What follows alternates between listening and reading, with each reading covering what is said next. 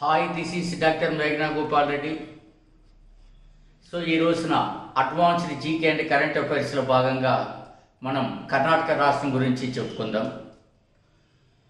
కర్ణాటక రాష్ట్రాన్ని మనం కర్ణాటక రాష్ట్రంలో రూప్ ఆఫ్ సౌత్ అని అంటారు. రూప్ ఆఫ్ సౌత్ అని కర్ణాటక రాష్ట్రాన్ని పేర్కొంటారు. కర్ణాటక రాజధాని బెంగళూరు పైన ఎప్పుడూ ఒక బిట్టు పడుతూనే ఉంటుంది. ఎలాంటి బిట్లు వస్తున్నాయి బెంగళూరు పైన? Let's see. బెంగళూరు నగరాన్ని మనం ఏ పేరుతో పిలుస్తాము అన్నది ఫస్ట్ పాయింట్. బెంగళూరు నగరాన్ని electronic city, science city, garden city, green city, silicon valley of India, అలా అనేక పేర్లతో బెంగళూరు నగరాన్ని పిలుస్తారు. అలాంటి బెంగళూరు నగరంలో సైన్స్ సిటీ ఎందుకు పేరుగాంచింది? ఇండియన్ ఇన్స్టిట్యూట్ ఆఫ్ సైన్స్ కూడా అక్కడే ఉన్నది. ఇండియన్ ఇన్స్టిట్యూట్ ఆఫ్ సైన్స్ అక్కడే ఉన్నది. ఇండియన్ ఇన్స్టిట్యూట్ ఆఫ్ సైన్స్ భారతదేశంలో ప్రఖ్యాతమైన వైజ్ఞానిక సంస్థగా పేరుగాంచింది. ఇదందరికీ మీకు తెలిసినదే. అదే రకంగా బెంగళూరులో మీరు కానీ చూస్తే ఇస్రో, పరీక్షలకి చాలా ముఖ్యమైన అంశం ఇస్రో మీకు తెలుసు, Indian space research organisation. Indian space research organisation భారత అంతరిక్ష పరిశోధనా సంస్థ. ఈ భారత అంతరిక్ష పరిశోధనా సంస్థ అనేటువంటి ఈ సంస్థ బెంగళూరు ప్రధాన కార్యాలయంగా ఏర్పాటైనది. బెంగళూరు ప్రధాన కార్యాలయంగా ఏర్పాటైన ఈ సంస్థకి ఇప్పుడు చాలా ఆసక్తికరమైన కరెంట్ అఫైర్స్ కూడా ఉంటాయి. ఇస్రో 1969 ఆగస్టు 15న ఏర్పాటైనది. ఇస్రో తొలి చైర్మన్ విక్రమ్ సారాభాయ్. ప్రస్తుత చైర్మన్ కె శివన్. కె శివన్ ఇస్రోని చాలా సమర్థవంతంగా నడుపుతున్నారు. కె శివన్ 2020 కరెంట్ అఫైర్స్లో కూడా నిలిచారు. ఎట్లాగా? అత్యంత ప్రతిష్టాత్మక అవార్డుగా భావించే ఓన్ కర్మన్ అవార్డును కె శివన్ సాధించారు. Von Karman award 2020. Von Karman award 2020. So K Sivan ISRO chairman కు లభించింది. ఇది చాలా ప్రతిష్టాత్మకరమైనటువంటి అవార్డుగా పేరుగాంచినది. ఇంటర్నేషనల్ అకాడమీ ఆఫ్ ఆస్ట్రోనాట్స్ ఈ అవార్డును అందిస్తుంది. So international academy of astronauts ఈ అవార్డును అందజేస్తుంది. ఇది IAAకి సంబంధించి చాలా ప్రెస్టీజియస్ అవార్డు. అందువల్ల కె శివన్ 2020 కరెంట్ అఫైర్స్ వార్తల్లో నిలిచారు. ఇక ఎలాగో మనం ఇస్రో గురించి చెప్పుకుంటున్నాం కాబట్టి ఇస్రో వాణిజ్య విభాగం పేరు కూడా మనకు పరీక్షలకు ఇంపార్టెంట్. దాని పేరు Antrix corporation. So Antrix corporation ఇది ఇస్రో వాణిజ్య విభాగము పేరు. నెక్స్ట్, ఇస్రో అనగానే సైన్స్కి సంబంధించినటువంటి సంస్థ కదా, వైజ్ఞానిక సంస్థ, ప్రయోగాల సంస్థ. భారతదేశాన్ని సైన్స్లో, టెక్నాలజీలో ఒక మెట్టున పై వరుసన నిలిచేలా చేస్తున్నటువంటి సంస్థ. భారతీయులుగా మనమందరం గర్వించదగినటువంటి సంస్థ. నేషనల్ సైన్స్ డే మన పోటీ పరీక్షలలో చాలా ఇంపార్టెంట్గా నేషనల్ సైన్స్ డేని అడుగుతూ ఉంటారు. నేషనల్ సైన్స్ డే ఫిబ్రవరి 28. మీకు అందరికీ తెలుసు, ఫిబ్రవరి 28 నేషనల్ సైన్స్ డే. ప్రఖ్యాత భౌతిక శాస్త్రవేత్త సివి రామన్ ఎఫెక్ట్ని కనుగొన్న రోజు. రామన్ ఎఫెక్ట్ని కనుగొన్న రోజు. అందువల్ల ఆ సందర్భాన్ని పురస్కరించుకుని నేషనల్ సైన్స్ డేను భారతదేశం నిర్వహిస్తుంది. మరి నేషనల్ సైన్స్ డే థీమ్, ఇతివృత్తం ఏమిటి? The theme of National Science Day is Women in Science 2020 theme ఏమిటి అంటే ఉమెన్ ఇన్ సైన్స్ అనేది ముఖ్యమైనటువంటి ఇతివృత్తంగా ఎంపిక చేయడం జరిగినది. Women in science. సో ఆ రకంగా మనకి నేషనల్ సైన్స్ డే పరీక్షలకు ఇంపార్టెంట్ అవుతుంది. అదే రకంగా మనం ఈ కరెంట్ అఫైర్స్లోను మరియు అడ్వాన్స్ జీకేకు లింక్ చేసే క్రమంలో కర్ణాటక రాష్ట్రంలో మనం చూసినప్పుడు మనం ఒక ముఖ్యమైనటువంటి అంశాలను పరిశీలిస్తాం. సో కర్ణాటక రాష్ట్రానికి వెళ్ళినప్పుడు మైసూర్ చాలా ముఖ్యమైనటువంటి ప్లేస్ అవుతుంది. మైసూర్ అనగానే మనకందరికీ దసరా ఉత్సవాలకు ప్రసిద్ధిగాంచినట్టుగా మనకు తెలుస్తుంది. ఎందుకంటే మైసూర్ ప్యాలెస్ దక్షిణ భారతదేశంలో ఒక గొప్ప టూరిస్ట్ అట్రాక్షన్ సెంటర్. మైసూర్ అనగానే మనము మైసూర్ రాజ్యం గురించి, మైసూర్ సంస్థానం గురించి 2 ముక్కలు మాట్లాడుకుంటే బాగుంటుంది. మైసూర్ సంస్థానాన్ని వడయారు వంశస్థులు పరిపాలించారు.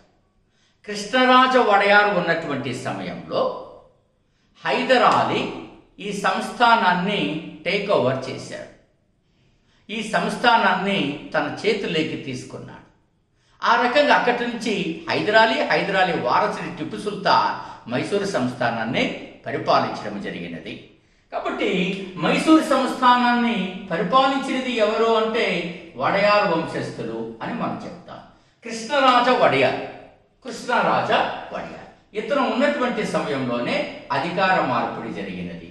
ఈ కృష్ణరాజ వడయార్ ఉన్నటువంటి సమయంలో హైదర్ అలీ అదే సంస్థానంలో పనిచేస్తున్నాడు. సో హైదర్ అలీ రాజ్యాన్ని తన చేతిలోకి తీసుకోవడం జరిగినది. హైదర్ అలీ పైన అనేక మార్లు ప్రశ్నలు అడగడం జరిగింది. హైదర్ అలీ అనగానే ఫస్ట్ మనకు ఒక జీకే పెట్టి గుర్తుకొస్తుంది. ఇతను ఏమంటారు హైదర్ అలీని అని అంటే మైసూర్ మల్లుడు అంటారు. మైసూరు మల్లుడుగా భారతదేశ చరిత్రలో పేరుగాంచినటువంటి ఈ హైదర్ అలీ 2 ముఖ్యమైన అంశాలు ఉన్నాయి. దక్షిణ భారతదేశానికి ఆంగ్లేయులు అంత త్వరగా రాకుండా అడ్డుకోగలిగినటువంటి వాడు ఈ హైదర్ అలీ అని. ఈ హైదర్ అలీ పరమత సహనం కలిగిన వాడు కూడా. లాస్ట్ టైం కానిస్టేబుల్ పరీక్షల్లో హైదర్ అలీ పైన పెట్టిస్తూ ఈ క్రింది వ్యాఖ్యల్లో ఏది నిజము అని చెప్పి ఇవ్వడం జరిగింది. అందులో పరమత సహనం కలవాడు కూడా ఉన్నది. సో ఆ రకంగా హైదర్ అలీ మైసూర్ మల్లుడిగా పేరుగాంచారు. దిండిగల్లో అత్యాధునిక ఆయుధ కర్మాగారాన్ని నిర్మించి దాని ద్వారా మంచి ట్రైనింగ్ని, సైనిక శిక్షణని తన సైనికులకి ఇప్పించి ఆంగ్లేయులను ఎదుర్కోవడం జరిగినది హైదర్ అలీ. హైదర్ అలీ 1782 సంవత్సరం డిసెంబర్ 7న మన ఆంధ్ర ప్రాంతంలోని చిత్తూరుకు దగ్గరగా ఆయన మరణించడం జరిగింది. అది ఆ సందర్భం 2వ ఆంగ్ల మైసూర్ యుద్ధం జరుగుతున్నటువంటి సమయం. అప్పుడు ఆయన వారసుడు టిప్పు సుల్తాన్ రాజ్యానికి రావడం జరిగినది. టిప్పు సుల్తాన్ పరీక్షల్లో మనకి చాలా ముఖ్యమైనటువంటి వ్యక్తిని మీరు గమనిస్తారు. ఎలా ముఖ్యమైనటువంటి వ్యక్తి అయ్యాడు టిప్పు సుల్తాన్? టిప్పు సుల్తాన్కి మైసూరు పులిగా పేరుగాంచాడు టిప్పు సుల్తాన్. మైసూరు పులిగా పేరుగాంచినటువంటి టిప్పు సుల్తాన్ తన రాజ్యం అంతటా ఒకే రకమైన వ్యవస్థను ఏర్పాటు చేసిన తొలి దక్షిణ భారత పాలకుడు. ఏంటి ఏకరూపత తీసుకొచ్చాడు? యూనిఫామిటీ తీసుకొచ్చాడు. ఏ అంశాలు యూనిఫామిటీ తీసుకొచ్చాడు? బ్యాంకింగ్ వ్యవస్థ పైన రాజ్యం అంతటా కొత్తగా ప్రవేశపెట్టి ఏకరూప వ్యవస్థను ప్రవేశపెట్టాడు. తూనికలు కొలతలు కూడా ఏకరూప వ్యవస్థను ప్రవేశపెట్టాడు. తూనికలు కొలతలు. అదే రకంగా అతను మనగాని చూస్తే కొత్త రకాలైనటువంటి నాణెములను పరిచయం చేశాడు ఈ యొక్క టిప్పు సుల్తాన్. టిప్పు సుల్తాన్ ఆంగ్లేయులతో రాజీ పడలేదు, చాలా విరోచితంగా పోరాడాడు. ఇతను కూడా పరమత సహనం కలిగిన వాడు. రాజధాని శ్రీరంగపట్టణంలో ఇతని నివాసానికి దగ్గరగానే రంగనాథ స్వామి ఆలయం ఉండేది. అక్కడ మోగేటువంటి గుడి గంటలు ఇతని నివాసానికి వినిపించేటువంటి. మత సహనం లేనట్లయితే అది జరిగే పని కాదు. కానీ కొన్ని చరిత్ర పుస్తకాలలో ఇతను తీవ్రమైన మతోన్మాదాన్ని రాయడం కూడా జరిగింది. సో ఇక టిప్పు సుల్తాన్ గురించి మనం గమనించినప్పుడు మన పరీక్షల కోణంలో ఎక్కువగా వెళ్తున్నాం కాబట్టి టిప్పు సుల్తాన్ చాలా ఆంగ్లేయులు ఎదుర్కొనేటువంటి గొప్ప గుండె ధైర్యం కలిగినటువంటి మనిషి అని చెప్పవచ్చండి. ఎందుకంటేనండి ఈ టిప్పు సుల్తాన్ అనేటువంటి అతను ఎలాంటి వాడు అంటే రాజీ పడలేదు. ఆనాటి గవర్నర్ జనరల్ లార్డ్ వెలెస్లీ అడిగాడు, ఒక ఒప్పందానికి వద్దాం, మిమ్మల్ని చాలా గౌరవంగా చూసుకుంటామని చెప్పాడు. కానీ లార్డ్ వెలెస్లీ ఒక మాట అన్నాడండి. ఏమన్నాడో తెలుసా? నా ప్రాణం ఉండగా మీతో రాజీ పడేటువంటి అవకాశం లేదు. ఒక సాధారణ సైనికుడిగానైనా నేను మరణిస్తాను తప్ప మీతో చేయి కలిపేటువంటి ప్రశ్నే లేదని చెప్పినటువంటి గుండె ధైర్యం కలిగిన ధీశాలి మన టిప్పు సుల్తాన్. అలాంటి టిప్పు సుల్తాన్ తన సహచరుల చేతే మోసగించబడ్డాడు. 4వ ఆంగ్ల మైసూర్ యుద్ధం 1799లో జరిగినప్పుడు 4వ ఆంగ్ల మైసూర్ యుద్ధం 1799లో జరిగినప్పుడు ఒక సంఘటన జరుగుతుందండి. మీర్ సాదిక్ గుడు ఖాన్ గొప్ప సైనిక నైపుణ్యం కలిగినటువంటి వ్యక్తులు. వీరి టిప్పు సుల్తాన్ సైన్యంలో ఉన్నారు. మీర్ సాదిక్ గుడు ఖాన్ వీరిరువురు టిప్పు సుల్తాన్ను మోసం చేయడం జరిగినది. ఆంగ్లేయులతో చేతులు కలపడం జరిగినది. దాంతో టిప్పు సుల్తాన్ ఓటమి ఖాయమైనది. ఇది దురదృష్టకరమైనటువంటి పరిణామం. భారతదేశ చరిత్రలో ఇట్లా సొంత మనుషులు మోసం చేసిన సంఘటనలు చాలా ఉన్నాయి. అలా Tipu Sultan 1799 governor general lord Wellesley ఉండగా ఈ సంఘటన జరిగింది. ఆయన మరణించడం జరిగింది. అతని 2 కుమారుల్ని వెల్లూరు జైలుకు తరలించడం జరిగింది ఆంగ్లేయులు. ఇకపోతే మనంగాన ఈ కర్ణాటక గమనించినప్పుడు గొప్ప ఆసక్తికరమైనటువంటి అంశాలు ఉన్నాయండి. అట్లాంటి ఆసక్తికరమైన అంశంలోనండి బీజాపూర్ గొప్ప ఆసక్తికరమైనటువంటిది. బీజాపూర్ అనగానే మనకు గుర్తుకొస్తుంది, చాలా మందికి గుర్తుకొచ్చేది బీజాపూర్ అనగానే గోల్ గుంబజ్ గుర్తుకొస్తుందండి. సో కాబట్టి బీజాపూర్ అనగానే గోల్ గుంబజ్ కట్టడం గుర్తుకొస్తుందండి. ఈ గోల్ గుంబజ్ కట్టడం చాలా ఇంపార్టెంట్ అండి. ఏం చదువుకుంటారో, భారతదేశంలో అతి పెద్ద గుంబటం గోల్ గుంబజ్. ఇక్కడ వరకు మనకు తెలిసేది. ఈ గోల్ గుంబజ్ సార్ భారతదేశంలో అతిపెద్ద గుమ్మటము అంటే దానికి ఒక ఆసక్తికరమైనటువంటి అంశాన్ని మనం చెప్పవచ్చండి. ఇది ఏ రంగులో ఉంది అని అడిగేటువంటి అవకాశం ఉంది. కమింగ్ అడ్వాన్స్డ్ జీకేలో ఏ కలర్లో ఉంది. ఈ డోమ్ అంటే ఈ గుమ్మటం అనేటువంటిది ఇలా ఉంటుంది. ఈ గుమ్మటం అనేటువంటిది రోజ్ కలర్లో ఉన్నది. ఇది ఇంపార్టెంట్ అవుతుంది. గోల్ గుంబజ్. మరి గోల్ గుంబజ్ ఏమిటిది? ఎస్, బీజాపూర్ సుల్తాన్ మహమ్మద్ ఆదిల్ షా సమాధి. ఇది గుర్తుపెట్టుకోవాలి. బీజాపూర్ సుల్తాన్ మహమ్మద్ ఆదిల్ షా సమాధి. సో మహమ్మద్ ఆదిల్ షా సమాధి ఏది అంటే అది గోల్ గుంబజ్. అది భారతదేశ చరిత్రలో ఒక గొప్ప ప్రముఖ కట్టడంగా నిలిచి ఉన్నది అని చెప్తారు. ఈ బీజాపూర్లోనే ఇబ్రహీం రౌజా గొప్ప చారిత్రక కట్టడం ఉందండి. ఇబ్రహీం రౌజా ఎక్కడ ఉన్నది అంట. నెక్స్ట్ ఈ బిట్ రావడానికి ఎక్కువ అవకాశం ఉంది. ఇబ్రహీం రౌజా బిజాపూర్లో ఉన్నది ప్రముఖ చారిత్రక కట్టడం ఇబ్రహీం రౌజా. ఇక బీజాపూర్ అనగానే మనం గొప్పగా ఎప్పుడు గుర్తుకు తెచ్చుకునేటువంటి అంశం ఏమిటి అంటే బీజాపూర్ సుల్తాన్లలో గొప్పవాడు ఎవరు అంటే ఇబ్రహీం ఆదిల్ షా II. చాలా గొప్పవాడు Ibrahim Adil Shah II. So Ibrahim Adil Shah II Bijapur సుల్తానులో గొప్పవాడుగా పేరుగాంచారు.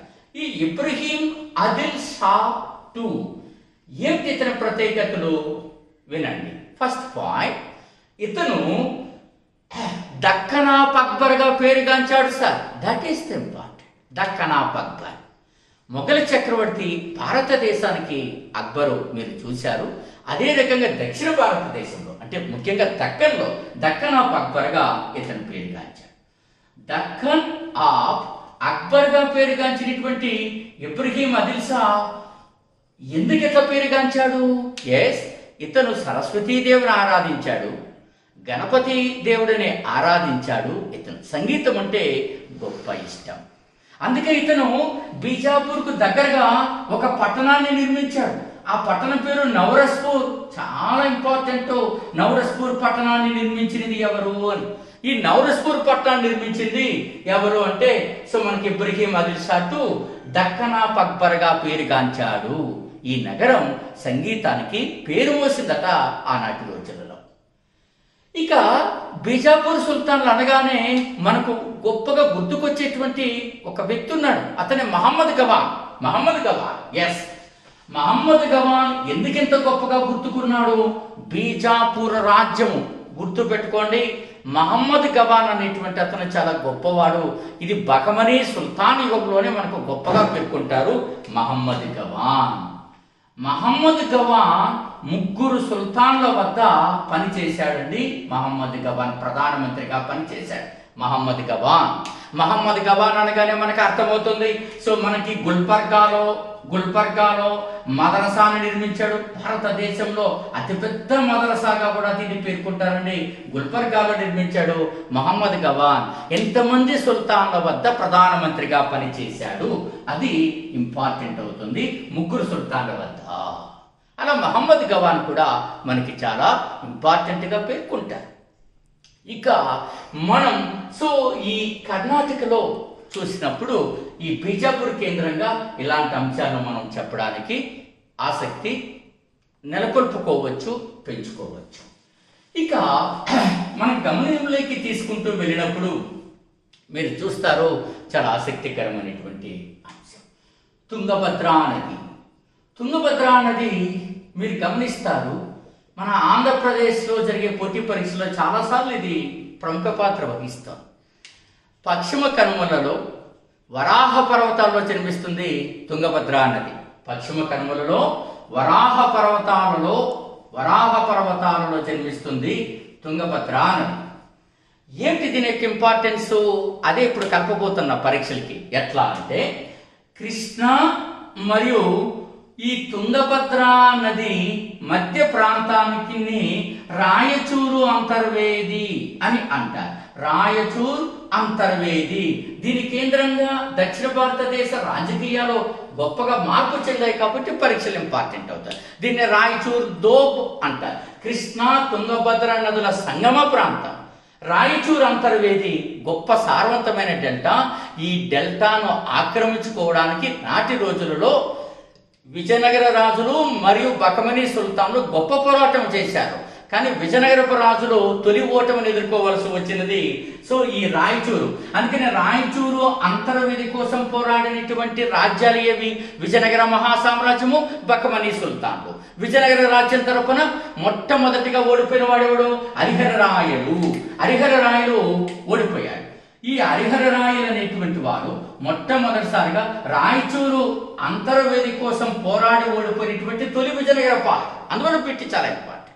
ఆ తర్వాత తులువు వంశానికి చెందిన శ్రీకృష్ణదేవరాయలు రాయచూరు అంతర్వేదిని గెలుచుకొని విజయనగర మహాసామ్రాజ్య పరువును నిలబెట్టారు. ఇలా అనేక మార్లు రాయచూరు అంతర్వేది కోసం పోరాటం జరుగుతూనే వచ్చింది. అలాగే మనగానే చూస్తే ఈ డిస్కషన్ జరిగేటప్పుడే మనకు ముద్గల్ యుద్ధం గుర్తుకు రాకమానదు. ముద్గల్ యుద్ధం అనేది చాలా ప్రధానమైనటువంటి అంశం. జెంటిల్మెన్, ముద్గల్ యుద్ధం ఇది రాబోయే పరీక్షల్లో కొంత ప్రాధాన్యత ఉంటుందేమో నాకు అనిపిస్తుంది. ముద్గల్ యుద్ధం ఫస్ట్ చూడాల్సింది ఎవరెవరి మధ్య జరిగినది. రాజ్యాల పేర్లు చెప్పాల్సి వస్తే మళ్ళీ సేమ్. విజయనగర రాజులు మరియు బహమనీ సుల్తాన్ల మధ్య ముద్గల్ యుద్ధం జరిగినది అని అంటారు. విజయనగరపు రాజులు మరియు బహమనీ సుల్తాన్ల మధ్య ఈ యొక్క ముద్గల్ యుద్ధం జరిగినది అని చెప్తారు. అందులో మొదటి దేవరాయలు విజయనగరం రాజుల తరపున, మొదటి దేవరాయలు బహమనీ సుల్తాన్ల తరపున తాజుద్దీన్ ఫిరోజ్. సో వీరిద్దరి మధ్య ఈ యుద్ధం జరిగింది. తాజుద్దీన్ ఫిరోజ్ అంటారు. సార్, ఇందులో తాజుద్దీన్ ఫిరోజ్ అని అంటున్నాం కదా. మొదటి దేవరాయలు తాజుద్దీన్ ఫిరోజ్ మధ్య ఈ యుద్ధం జరిగితే ఇందులో గొప్ప విజయం సాధించిన వాళ్ళు ఎవరు అంటే తాజుద్దీన్ ఫిరోజ్.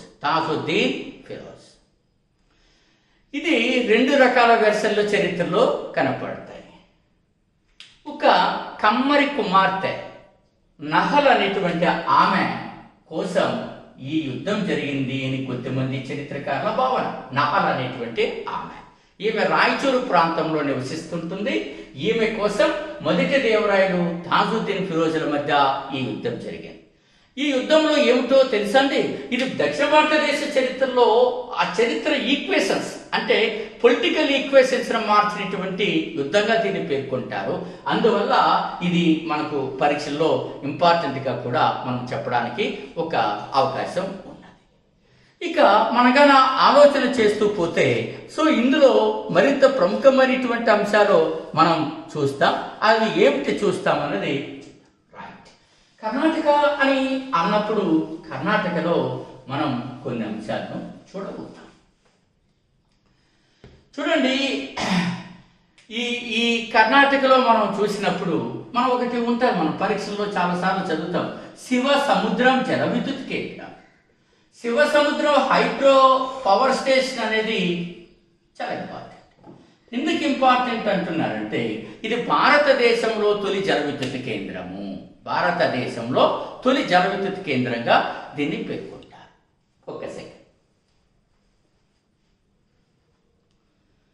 భారతదేశంలో తొలి జల విద్యుత్ కేంద్రం 1902వ సంవత్సరంలో ఈ జల విద్యుత్ కేంద్రం ఏర్పాటనేది ఆంగ్లేయులు పరిపాలిస్తున్నటువంటి కాలంలో. అందువల్ల ఇది ఒక ఇంపార్టెంట్. మరి భారతదేశంలో అతిపెద్ద జల విద్యుత్ కేంద్రం ఏది? భారతదేశంలో అతిపెద్ద జల విద్యుత్ కేంద్రం నార్త్ జాక్రీ జల విద్యుత్ కేంద్రం. ఈ నార్త్ జాక్రీ జల విద్యుత్ కేంద్రం సట్లెజ్ నదిపై ఉన్నది, హిమాచల్ ప్రదేశ్లో ఉన్నది. కాబట్టి సట్లెజ్ నదిపై ఉన్నది, హిమాచల్ ప్రదేశ్లో ఉన్నది అని మనం గుర్తుకు పెట్టుకుంటాం. సట్లెజ్ నదిపై ఉన్నది, హిమాచల్ ప్రదేశ్లో ఉన్నది. ఏది? నార్త్ జాక్రీ. విద్యుత్ కేంద్రాలు వచ్చినప్పుడు భారతదేశంలో విద్యుత్ పైన కొంత లేటెస్ట్ రిపోర్ట్ మనం ఒకసారి చూద్దాం. భారతదేశానికి 3 రకాలుగా విద్యుత్ సమకూరుతుంది. అది ఎట్లా? ఫస్ట్ మనం చూస్తే ఎక్కువగా థర్మల్ విద్యుత్ వస్తుంది. ఈ థర్మల్ విద్యుత్తు ఎంత వస్తుంది? థర్మల్ విద్యుత్తు 63% రమారమి, అంటే 62 సంథింగ్ ఉంటుంది. మనం రౌండ్ ఆఫ్ చేస్తే 63% పైగా భారతదేశంలో థర్మల్ విద్యుత్ వస్తుంది. Thermal power water major share thermal power.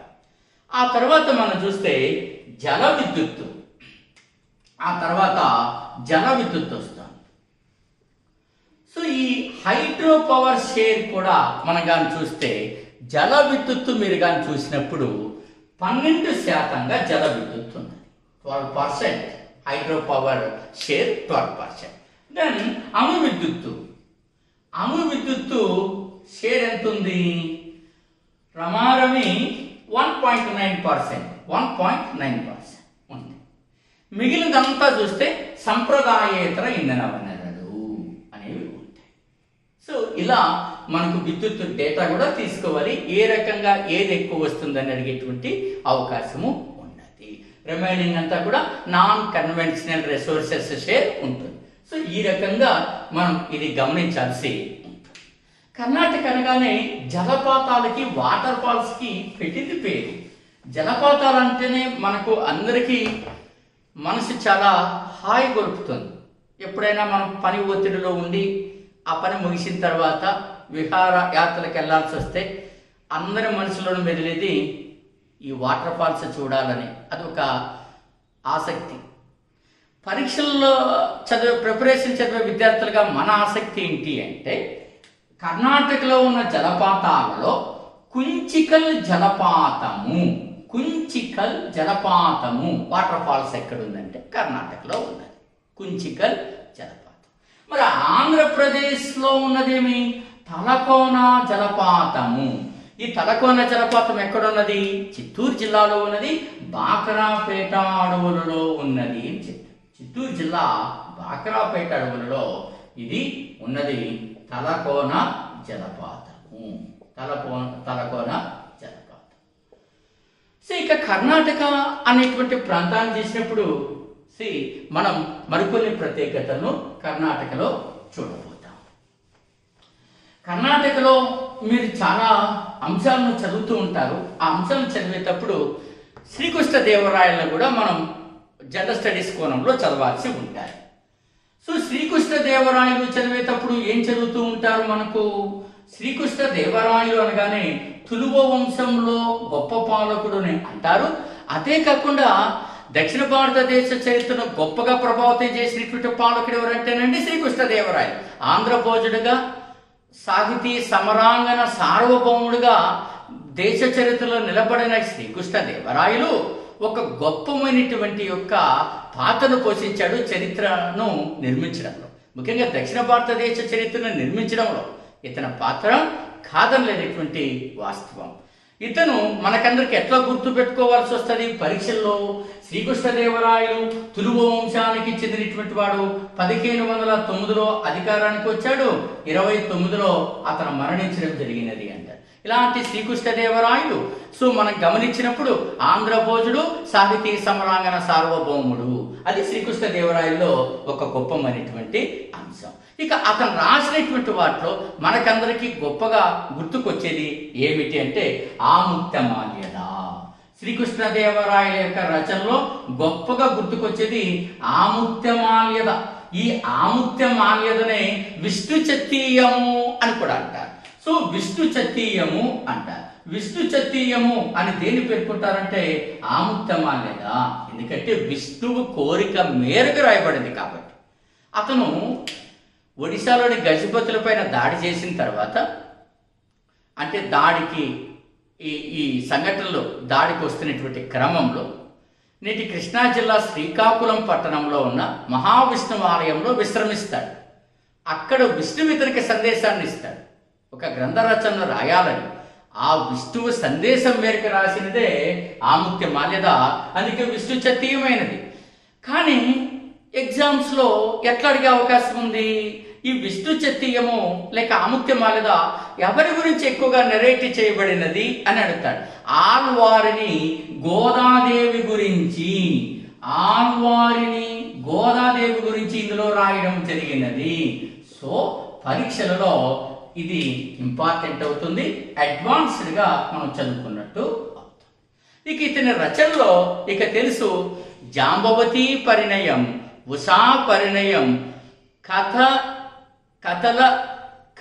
సకల సారం, ఇది చాలా ఇంపార్టెంట్. కథ సకల సారం ఇవన్నీ రాసింది శ్రీకృష్ణదేవరాయలే. అటువంటి శ్రీకృష్ణదేవరాయలు గొప్పమైనటువంటి దండయాత్రలు చేయడమే కాకుండా దక్షిణ భారతదేశ చరిత్ర నిర్మాణంలో గొప్పగా ఆయన పాత్రను పోషించడం జరిగిందని కూడా మనం చెప్పుకుంటారు. ఇక ఫ్రీక్వెంట్గా కూడా మనం గమనించినప్పుడు ఇదే విజయనగర మహాసామ్రాజ్యానికి సంబంధించి మనం గమనిస్తూ ఉంటాం. ఏం గమనిస్తూ ఉంటాము అన్నది కూడా మనం చూస్తాం. రెండవ దేవరాయలు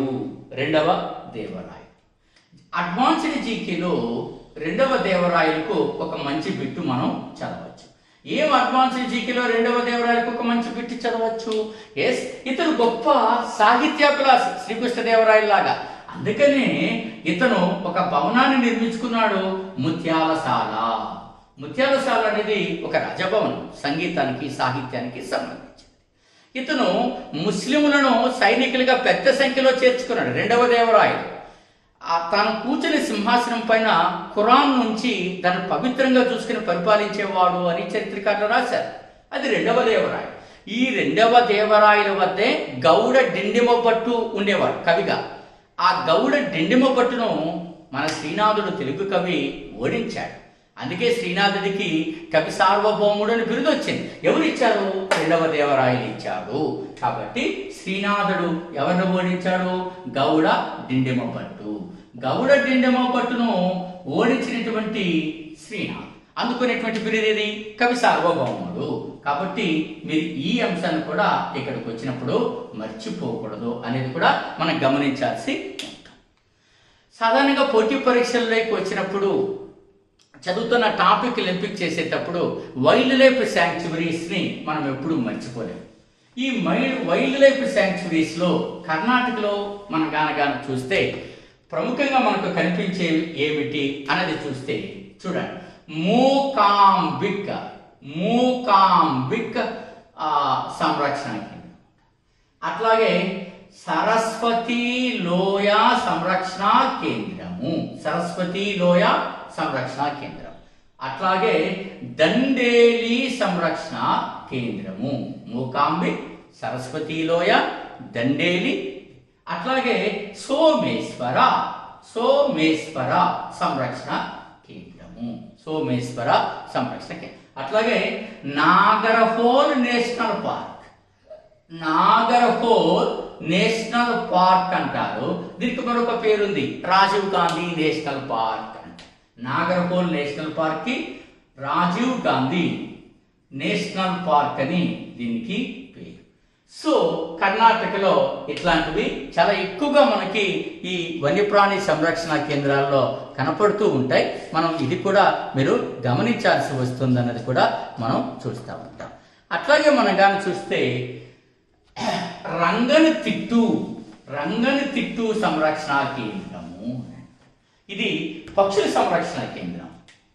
రంగనతిట్టు దీనికి ఒక గొప్పగా లాస్ట్ టైం కానిస్టేబుల్కి దీన్ని ఎట్లా అడిగాడంటే, రంగనతిట్టు సంరక్షణ కేంద్రము వాడు అడిగాడు, మీరు కావేరీ నది తీర ప్రాంతంలో ఉండి ఆహ్లాదకరమైన వాతావరణాన్ని చూస్తూ మానసిక ఉల్లాసాన్ని పొందుతున్నట్లయితే మీరు ఏ సంరక్షణ కేంద్రంలో ఉన్నట్లు అని అడిగాడు. అది రంగనతిట్టు సంరక్షణ కేంద్రం. నెక్స్ట్ భద్రా సంరక్షణ కేంద్రం కూడా ఎక్కడ ఉన్నది అన్నది కూడా ఇంపార్టెంటే. నెక్స్ట్ మనం చూస్తూ ఉన్నప్పుడు బందీపూర్ నేషనల్ పార్క్. ఇవి కర్ణాటకలో ఉన్నటువంటి వన్యప్రాణి సంరక్షణ కేంద్రాలుగా మనం చూడాల్సి వస్తుంది. నెక్స్ట్ మలప్రభా ప్రాజెక్ట్ ఎక్కడుందంటే కర్ణాటకలో ఉన్నది. మలప్రభా నదిపై ఉన్నది మలప్రభా ప్రాజెక్ట్. ఇది ఒక ఇంపార్టెంట్ సాగునీటి రంగంలో, ఇది పరీక్షలకు ఇంపార్టెంట్ అనేది మనం గమనించవచ్చు. నెక్స్ట్ మనం చూస్తున్నాం కర్ణాటక అనగానే ఒక ప్రభుత్వ రంగ సంస్థ శాండిల్ సోప్, అదే మైసూర్ శాండిల్ అని మనం ఆంధ్రప్రదేశ్లో కూడా గొప్ప మార్కెటింగ్ అవుతున్న సోప్ అది. అలా ఈ మైసూర్ శాండిల్ కంపెనీ ఆ ఉత్పత్తి కూడా ఎక్కడంటే కర్ణాటక. ఇది ఎవరు? కర్ణాటక ప్రభుత్వ రంగ సంస్థ దీన్ని నిర్వహిస్తుంది. ఇది కూడా ఇంపార్టెంట్. ఇక చూడండి న్యూ మంగళూరు ఓడరేవు, ఇది గేట్వే ఆఫ్ కర్ణాటక అంటారు దీన్ని. సో న్యూ మంగళూరు ఓడరేవు గేట్వే ఆఫ్ కర్ణాటకగా పేరుగాంచింది. సో గేట్వే ఆఫ్ కర్ణాటక అని పేరుగాంచినది. సో ఇది కూడా మనం గమనిస్తాం. సో ఇవి కర్ణాటకలో ముఖ్యమైనటువంటి అంశాలు. మరిన్ని అంశాలు తదుపరి వీడియోలో చూద్దాం. సో నమస్కారం.